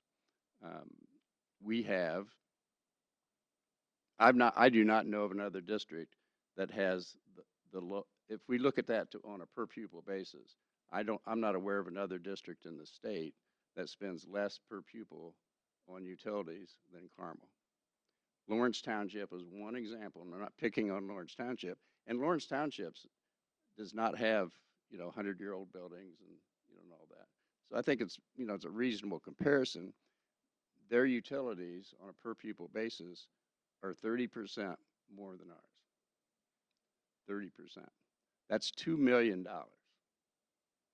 that is spent on utilities. That's not spent in the classroom. That's basic. If you look at it that way, it's either at a classroom or it's not. The state has a standard that's well publicized that they want us to spend 65% of the revenue, and you may have heard that percentage, on I'll say in the classroom. You have any idea what Carmel's is? It's 77%. I don't know of another district that has that high of a percentage. So the difference between 77% and 65% is $16.5 million. So as we reduce things to provide more money in the classroom, because that's what we're talking about. We're not talking about, your first choice won't be to cut teachers. It would be to cut things outside the classroom. We're $16.5 million just in that percentage as compared to what the state recommends. So we've cut. And so I've been resistant, and I don't think it should be your financial officer anyhow, because if I give you a list of cuts, I'm deciding what's the priorities are around here. And so I try to manage the money, but actually, if there's ever something that the board's responsible for or determines, is what does this community value as it relates to education? And so I have an opinion, but I don't think that's where you'd want to get the opinion. So I've been reluctant again, because if we create a list, and you've seen it all over the state, going to lay off teachers, if this, don't get money or if we do nothing, and we've not done that. I would not recommend that because that will be the waste list that people will say there's the waste, and good thing the state legislature passed legislation so that we've made them, display their waste. We don't have any waste. We have waste, there's always potential. We don't have $15 million worth of waste or anywhere close to it. And we, again, all the time we're looking to see ways that we can reduce non-classroom expenses. And I gave you 2 or 3 big ones. There are others, of course, propane buses and all kinds of things. But I wouldn't recommend that. And again, you're hearing about, when you hear about somebody saying this is what will happen, that's threatening. And I say things that it's threatening, but if I do not threaten as an idle threat, I guess I would say, to say, well, if you don't do something, the sky's going to fall, and here's what's going to happen. Generally, what happens, that doesn't happen, and it destroys credibility. And so I don't recommend that. If we do nothing, or if the taxpayers, if we put a referendum out and they say no, then you'll get an amount, and then we'll have to have those hard conversations. But I would recommend that we not have them in any kind of specifics before the fact, because people want to know, well, if you don't get this, what are we going to lose? And the answer is, I don't know. You're going to lose $15 million, but specifically, I don't know. The question was, well, what does it do to class size?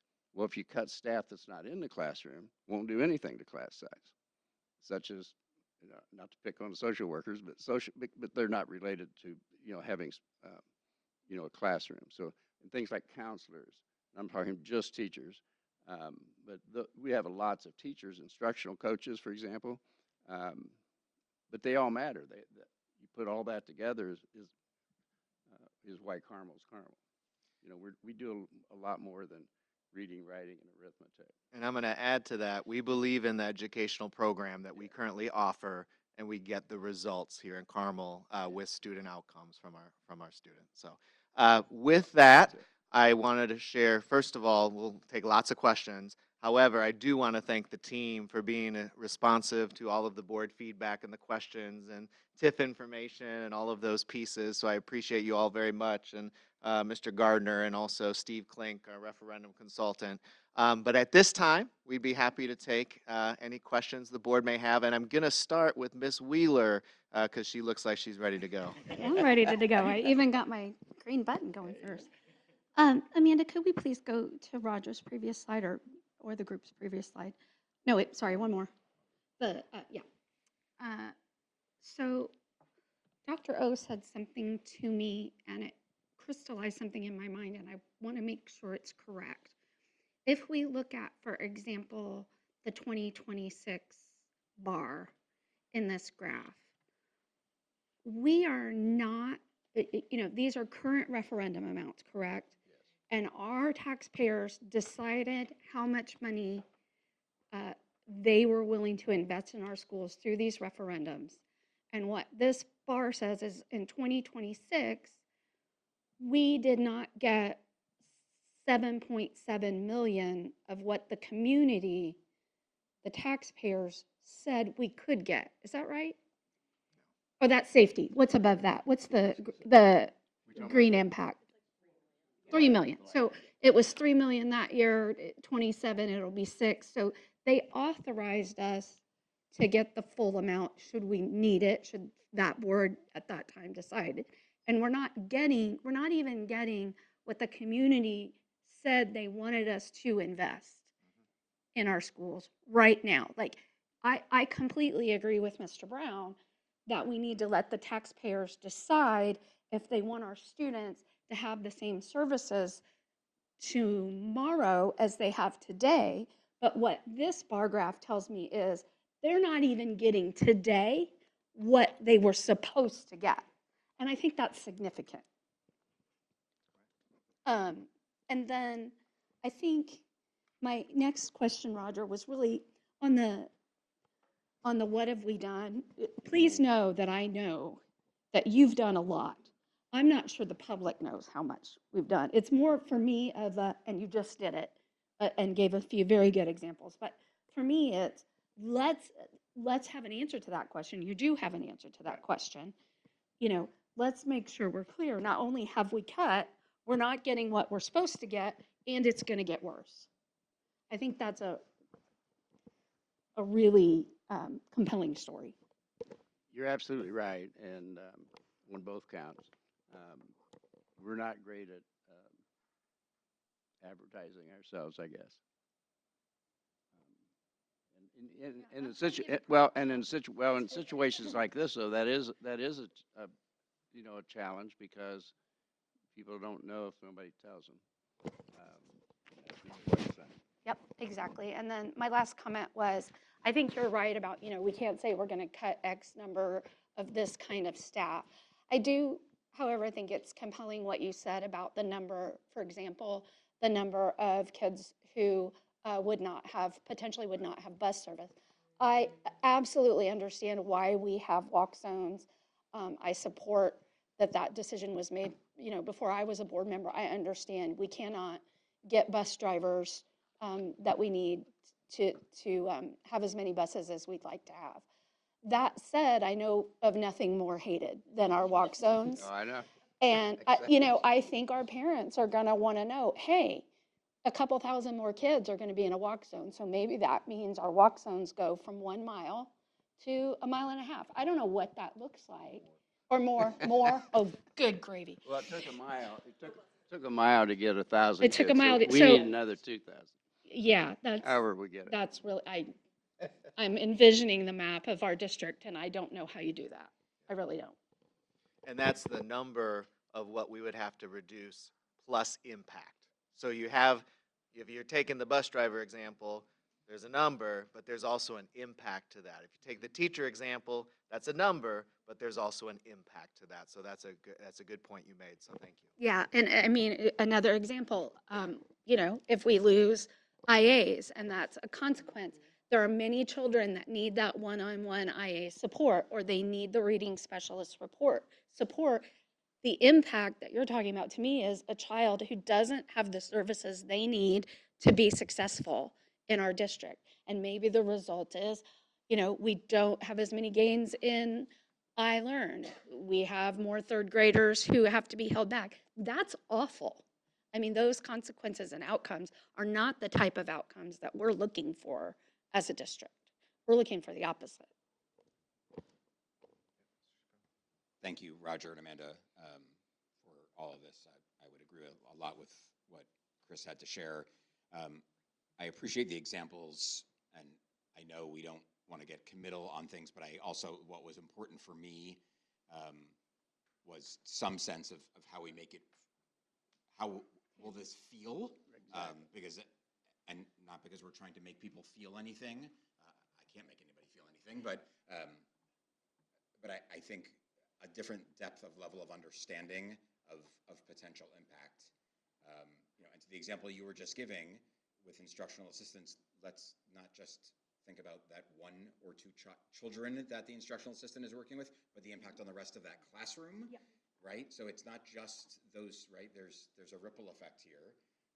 That's also year one, right? So we're talking about the multiplication of having to do this over the course of several years. And it's just going to multiply.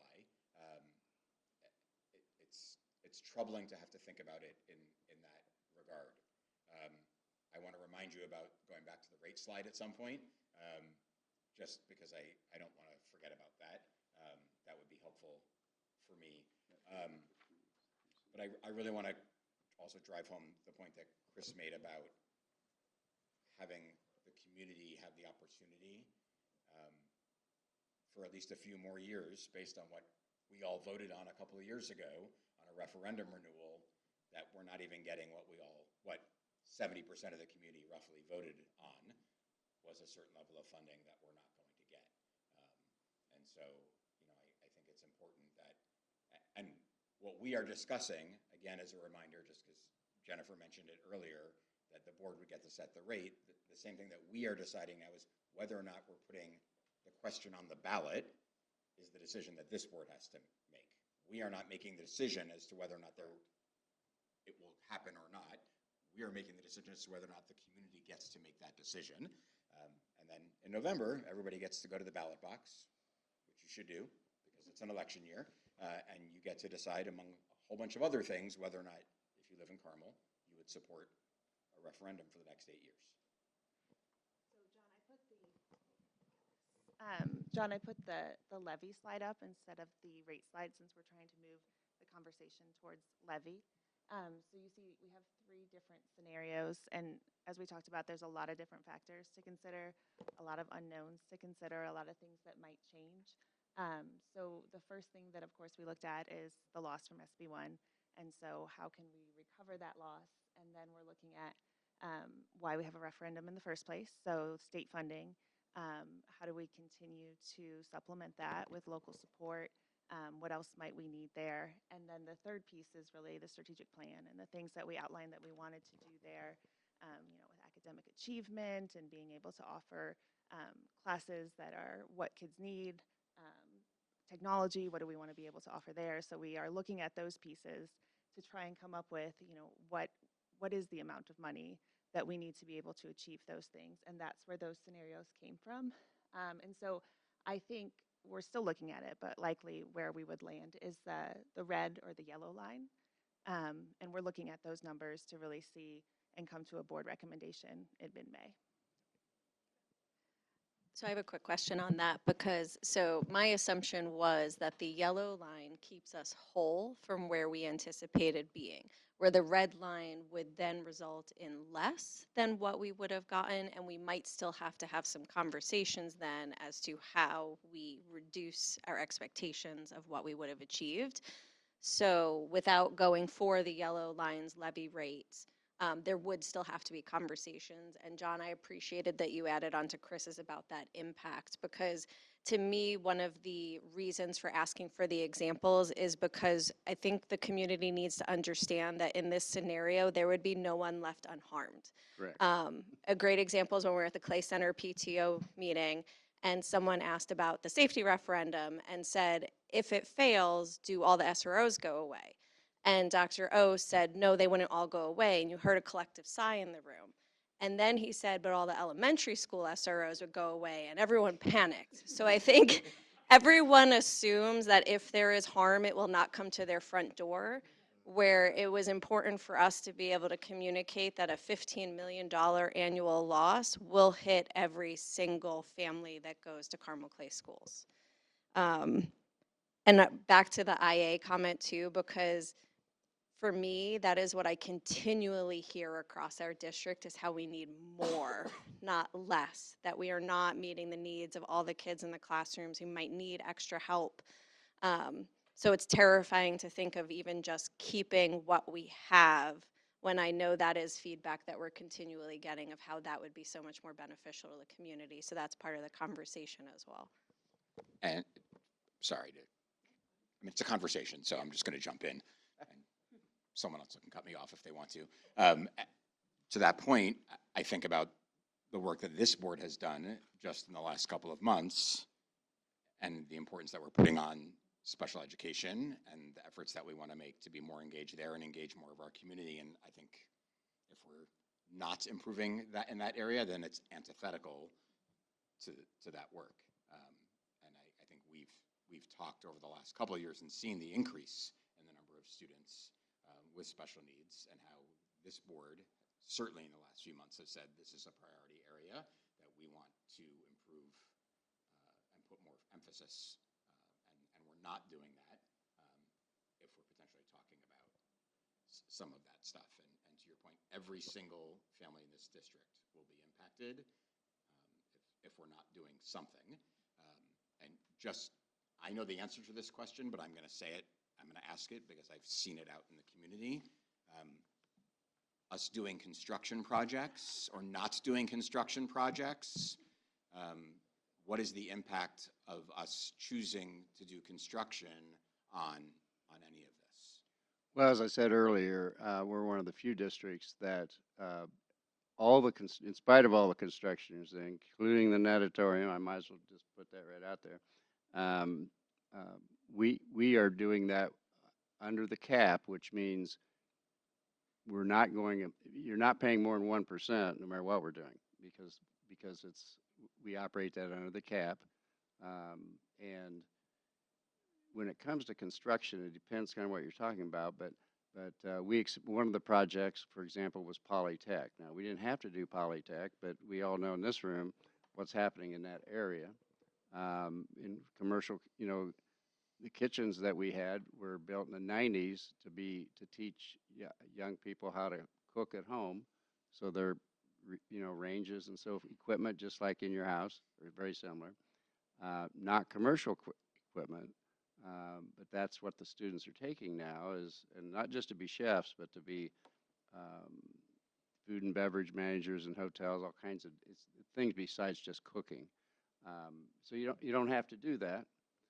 Those are I use but those. But More Roger, explicitly, we couldn't Yeah. use that money for Right. something like We cannot- paying our teachers we and cannot RAs. commingle the funds. Yeah, so That's what I just wanted to that's a make good point. explicitly And so, clear yes, and again. so if we reduce our expenditures in debt service, one, most of that money is, with the exception of the example I gave where it's an expansion, but otherwise it's maintaining the, millions and millions of dollars of the community's facilities that we should be responsible to take care of them. And we use nice terms like deferred maintenance, but that just means like, don't change the oil in your car or whatever. So it's the same thing. And so facilities have to be maintained.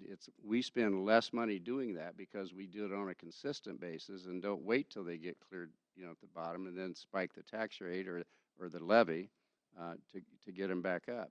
And so, but if we did reduce expenses, it would help the taxpayer.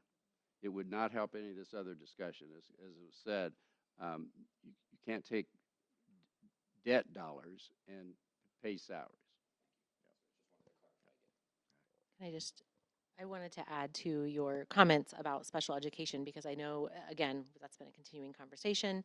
And as we know, as we've learned from board reports over the past 3.5 some years we've been on the board, that there's been an increase in students receiving special education. And I think I just wanted to point out so that part of that conversation is, I know administration is aware as Indiana Medicaid is cutting down on ABA hours. ABA hours are being cut and limited to a maximum of 3 years. We are going to be getting those students in our schools. It's going to be a pretty market increase in students, and we are going to have the staff to make sure that they get their adequate education. So that was my one point. My other thing is I feel like I hear kind of everybody saying that what we feel like the community wants to see is to continue to tell the story of what we're already doing. So what we as a district are already doing, the excellence part, but also what we do, how we are already saving money, how we are already doing better than maybe other districts, maybe not compare ourselves to specific districts in communications, but that telling that story. And I think part of that is, to Ms. Cashin's point, giving potential implications of what would happen if a referendum would not pass. Because giving an example, like there would be 2,000 more students without bus routes would be a response for sure from the community. But just giving them giving examples, I think is really that tangible example, like you said, is what the community, that helps them see the big picture, I guess. But I agree with you. I know it's just an example and that might be run with in the wrong way, but that's the feedback I think a lot of us hear from the community is they need to know why are we going to vote for this? One thing you might do, I'm still resisting that example, but I'm doing it respectfully. But what you might consider, for example, if we say there's 44 IAs in kindergarten classes, right?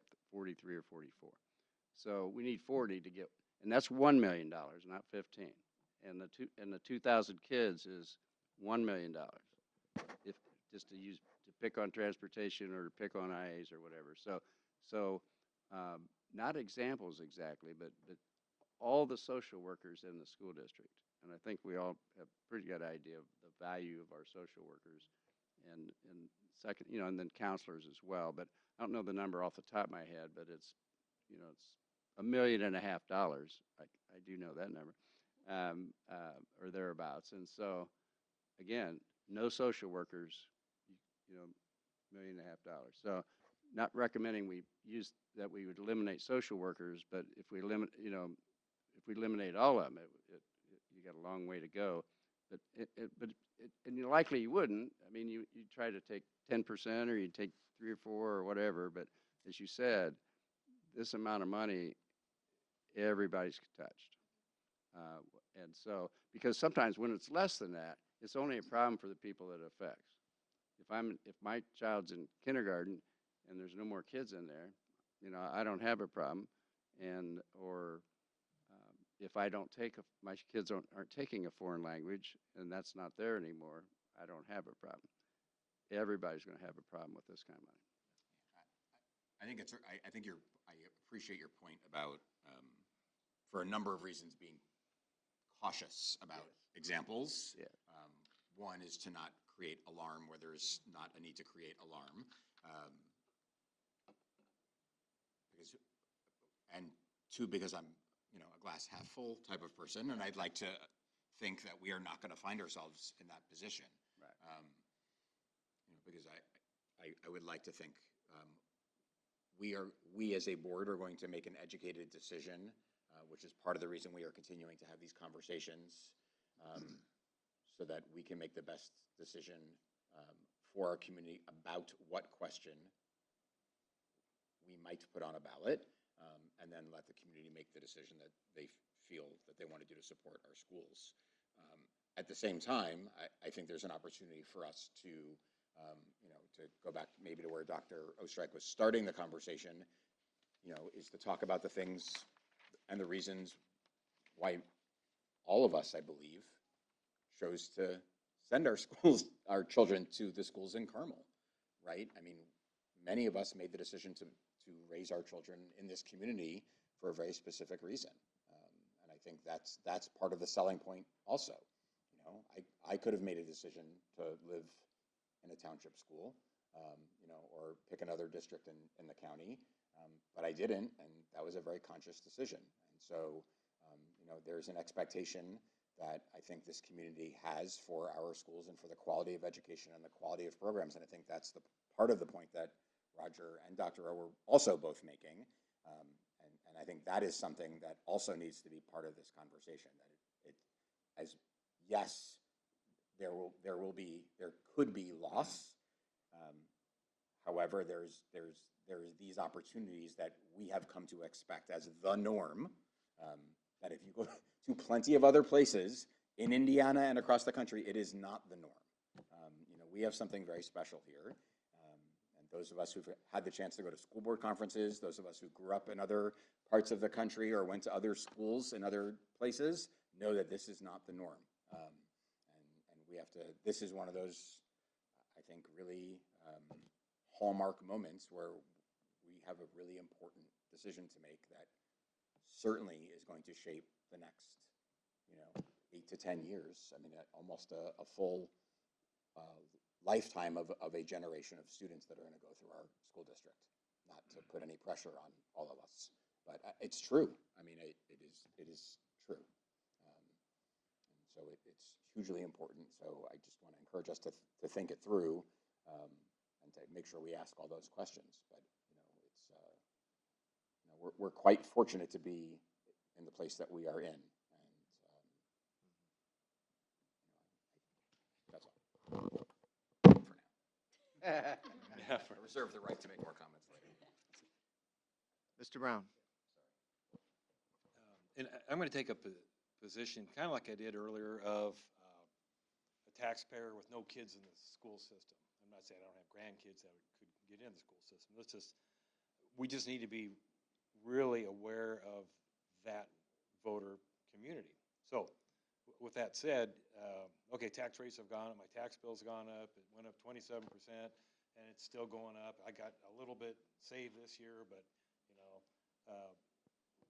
when we look at this chart, so, Chris had mentioned the chart that shows the green with the $119 million cumulative, that one, there you go. The reason that total line is there is because we've experienced really, I'm going to say, kind of a windfall in assessed value growth. So, we've grown to follow that growth in assessed value, and we've expanded the program. I'm not trying to be at all critical of the program elements we have. We didn't expand the program. I want to make that clear. We did benefit when the AV went up, as you're describing, the last 3 or 4 years. And I've said this before, but I want to say it again. Some of our neighbors chose to lower their referendum rate because it went up. The same neighbors are now millions of dollars deficit, and they're talking about the layoffs and the cuts, and they will be talking about renewing referendums. I'm not being critical of them. I just want to make the point that at the same time that the AV went up, totally coincidental, but it was the same time, if you remember, that we were losing enrollment right after COVID, and you kind of know how the state formula works. So we were losing $7,000 per student, and it was completely coincidence. But when it went up 13%, that increase from a typical 4% or thereabouts happened to be about the same amount of money that we lost after we reduced staff to reflect students, because half of the money goes to art, music, and PE teachers, principals, assistant principals. They don't get reduced unless you lose enough students to close a building or something, and then everybody, right? So it happened that our choice was either make $1 million or whatever the amount was, but that's close, make $1 million worth of cuts, so we're not adding to the program. The choice was cut the program or keep the windfall, if you will, from the assessed value, and this district chose to keep it. And it's also, though, the same community that chose to give us $30 million to supplement the state inadequate funding. And so, honestly, personally, I felt that our community, if we said we're not going to keep the referendum money, we'll go back to the taxpayer and ask them if they'll give us more because we're losing enrollment and the funding's, we can't keep up with the program with the funding. But we did not add anything. As a matter of fact, if anything, it went the other way because of the declining enrollment. We looked at every place we could, if anything, to reduce. And keep in mind, by the way, that our salary increases and so forth have been 1 or 2% on average in the last 15 years. So we're not, and that's where 96%. That's where the money's at. And so, and we're not growing cash. We have the lowest cash balance reserves of any district in Hamilton County. So we're not taxing the most we can get and just spending whatever we can get is what I want to emphasize. Okay. Yeah. Let me continue then. Again, I'm trying to present a perspective of a lot of our voter community, and can pretty well guess that not many people in Carmel are going to watch this board meeting and hear all this conversation. So we've talked about communication. It does need to get out in a comprehensive way, not just to the school parents, but the other community members in the school to be heard. We can sit here and convince ourselves, but that's the point I'm trying to make, is that there's a lot of taxpayers that are saying this just keeps going up, and I see buildings going up and all these improvements, and I'm getting clobbered here on everything goes up at my income kind of a thing. Right. So I just wanted to mention that like I said, we can convince ourselves here, we can hear all these good points, but if there's a lot of taxpayers that would need to hear that to have their minds changed, and that's what we need to think about. Is how we're going to do that. And I think something we also need to realize is that, and we talked about 96% of the education operating referendum budget goes to classroom kinds of expenses. But we do peel off, this year I think we're going to peel off almost $19 million of that for operations. So maybe you could talk to that a little bit. I would love to, because that's completely misleading. No, because people don't understand it. And I'm not sure most people do. I understand it. And here's the truth. The state of Indiana, as you know, changed the general fund to an education fund. They narrowed that fund on today's money about $18 million. Because by that I mean custodians had to move to operations, utilities had to move to operations. A total of $18 million of non-classroom expenses moved to operations. Okay? But they continued, they aren't that oblivious. The state legislature continued to give that $18 million to the education fund. Now they want to put you on the naughty list if you have the money follow the expense. And so, and the expense we're talking about is what we've been talking about: bus drivers, custodians. I mean, you know, we have 44 custodians. There's, I believe it's 4 in each elementary school. If we don't do the transfer, and the operations fund's got a levy cap of 4%, that's the levy. The transfer is on top of that, by the way. And so if we don't transfer the money, then then you're going to have to cut over here. You're going to have to do something, because the state bureaucracy said move the expenses, and then they want to shame you if you had the money follow those expenses to pay for them. And so it's very important that people understand that.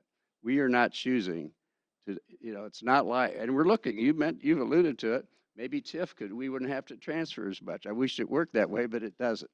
So that whole structure was by design, in my opinion. I think one of the things that would help reframe it is that, like, we're constantly talking about your taxes are going down where they would have been. It's more of your taxes aren't going to go up as much as they could have been. I think that's the proper way to really frame it, because they're not going down. Because to Greg's point, if we don't have a referendum or it fails, your taxes actually go down a lot. So I don't want to misconstrue anyone in the community thinking, well, your taxes are going to go down. No, they're just not going to go up as much as they would have under the past operating referendum approval. So I think reframing that conversation also helps. But I understand what Mr. Brown is trying to say is there are a lot of us in the community that have seen that significant increase in our assessed values. But Roger, you alluded to it too, and what I had said earlier in regards to not just looking at referendum, but our entire budget, is if we did feel that there were other ways that we could in the future alleviate budget concerns, like if we didn't maintain our buildings at the same rate, we might have longer term consequences there, but those are choices that we can make collectively when we're looking at a total tax liability to see if there's one way to save our teachers and save that quality of education, but maybe have some relief on a tax bill somewhere else. And I want to emphasize that I know others here that I work with are absolutely aware of the taxpayer, and we really are not a bunch of bureaucrats that just say, hold our hand out and say, give me money. I know what the tax increases are, and I consider that as, and again, do the best we can to manage that on behalf of the taxpayer as best we can. The fact is these last, a lot of things are after COVID, but those last 3 or 4, you saw the bars. That's what, before that, it was, we didn't have any of this discussion, at least not that I heard of. I mean, I'm not saying every taxpayer was happy. I'm just saying but when it went up 13%, that caught everybody's attention, and then it still was 9%, and I believe 7%, well above the 4%. What I want to emphasize is we talk about referendums, we've talked repeatedly about a 4% increase in the money. Now, I'll soon be on that fixed income, and I don't know if I can manage that 4% or not. But the point is our referendum and this whole conversation is not spiking your tax rate. It is trying to neutralize the impact of legislation that our community had no input on. It is absolutely, that's what we're trying to do. And we're 40% of the tax bill, because somebody said, well, what about the city's going to raise taxes as well? Well, I don't know that the city's going, I'm not going to speak for the city, but I believe, what I've heard is they're talking the same thing we are. They're not talking about raising taxes. They're trying to keep it at the level that it has been, as opposed to it going down. So maintain it, so that none of which helps lower the tax bill, to your point. And so that's where the dilemma's at. But in the school business, lowering that tax bill translates to taking services away from kids. And our job is to advocate for kids. And it's not that those taxpayers, by the way, don't like children, that they only have so much money. So the fact that they, want their taxes to go down, I don't begrudge that or feel like, they don't care about kids, because I know they do. Whether they have kids in school now, they probably had kids, but even if they didn't, I mean, most people do care about children. And so it's not that. It's that balance. But somebody said it, at the end of the day, rather than coming out of Indianapolis, the schools and the school board has the opportunity every year to be sensitive to that, in relationship to being sensitive to what children need. And that's the budget as we present it. And so I think it would have been a better system, because all the governmental units, or most of them, certainly the city and the schools, have a local elected officials, but folks in Indianapolis saw fit to speak on everybody's behalf, the same across the state. In every 300 school districts, we're not all, and communities, more communities than that, we're not all the same. And so, my opinion is it would be better, might have been better if the local elected officials, you talk about local control and all of that. I think that's a pretty good idea, but that's not what happened. Mr. Shapiro? Need a mic? Certainly you can, but with the microphone. Here, I can't attach it to the screen, but I can do this. This addresses your tax bill and some of your concerns too. You gotta talk into the mic. Oh, yeah, sorry. Could be hard to do.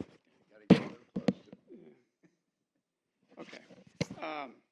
When you talk about the tax bill you have now, and all the hype about SEA 1 is it's lowering your tax bill, but it only lowered net assessed value by 4% this year. Next year, it's 10.86%. If your net AV went down 10.86% this year, what do you think your tax bill would have done? I don't know, mine went up. So. Yeah, but yours went up by 4%, you said, right? So now if the net AV goes down by 10.86%, on the referendum, it's completely linear. That means your referendum dollars go down by 10.86%. And the next year it's 17.7, and the next year it's 23.5. The next year it's 30, till the home is only worth 1/3 of its value.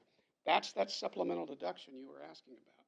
It goes from 37.5 up to 2/3 off of your gross AV. So that tax bill that you have now is not representative of what SEA 1 really does. And it's going to go down over time. The net AV, what we tax on, is going to go down. The levy adjusted funds are controlled by that 4%, but that referendum fund is completely linear with that. It goes down by those same amounts. So just want to make sure you understand how those tie together. And correct me if I'm wrong with it, but mine at least says it's the taxes for year 2025, correct? The bill we just received is a 2026 tax bill. I mean, I don't have to pay mine, so I opened mine, but it goes to escrow, as I think a lot of ours does. But it was for the 2025 year. So yeah, right. so But- the assessed value. So yeah, we aren't really seeing Well, that. you're seeing, that. this is pay 2026, so you saw a 4% decline in your net AV, the way it's figured. So, yeah. That's super helpful information. I think that is also a necessary piece of the education process that potentially needs to happen, to Mr. Brown's point, and not just for the people that do not have children in the schools, for everyone in the community to understand what the impact of this may be moving forward. But I was going to say, before Mr. Klink shared that, I do think that, I mean, this was a conversation with referendum renewal a couple of years ago, you know, and every time the school district has this conversation is how do we make sure that the community understands what's going on, particularly the people that are not directly connected to the schools. And this is no different than any of those times because, again, people open this up, they look at percentages, they see that the school district is the largest percentage of their property tax bill, and they don't completely understand.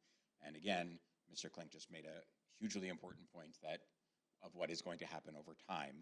And right now it looks a certain way, and over time it will look different, assuming nothing changes. But again, that puts a huge burden on communication and how that gets communicated. So. All right. Any other questions before we wrap things up? Me. Yes. Process question, because I know communication's a huge thing, but that's not really the board's role to figure out that communication. It's to figure out what do we want to put on the ballot. And my understanding is after this meeting is when Mr. Klink's team is supposed to go do their polling. Don't we have to decide what that rate is that we want him to go poll, or where do we go from here? Like,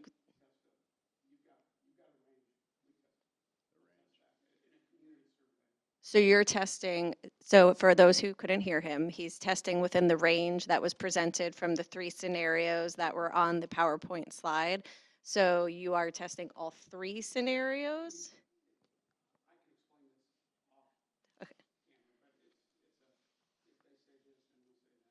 Okay, so it's a if they say this, we say that type of scenario. So because I guess I'm just trying to get an understanding as to at what point does the board need to fully decide what the rate. I think we all agree there's something going on the ballot this year because of the fact that the safety referendum is up for renewal. So what that rate is, when are we fully deciding that rate? June.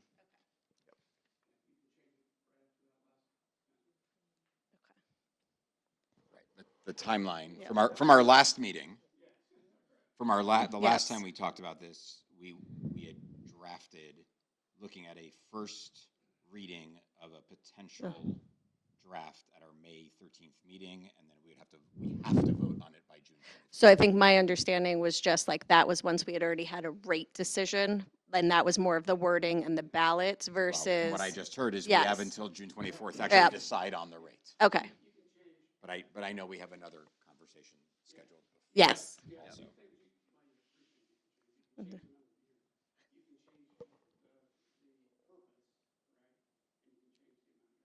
You can change the number of years, the purpose, and the amount you're asking for. I'm just recounting for the microphone.